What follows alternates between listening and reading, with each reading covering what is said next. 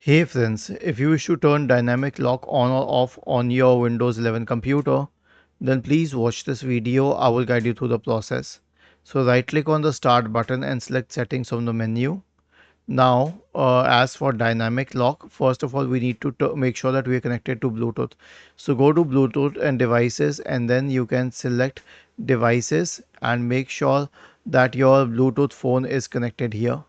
After that, you can search for dynamic lock in the Windows search bar and go to dynamic lock. Make sure that it is connected and then just turn the switch on. Now it is usually turned on for me. You need to turn the switch on. So when you do that, it will show your phone being connected. Make sure that it's the correct phone. When you take your phone away, your system will get locked automatically. I always do this because see, we usually keep our phones with ourselves, and when it's away, it means that our system should be locked. Was this helpful? If yes, then please subscribe to the channel. If not, then let us know in the comment section of the video on how we could help you further. Thank you for watching this video and have a nice day.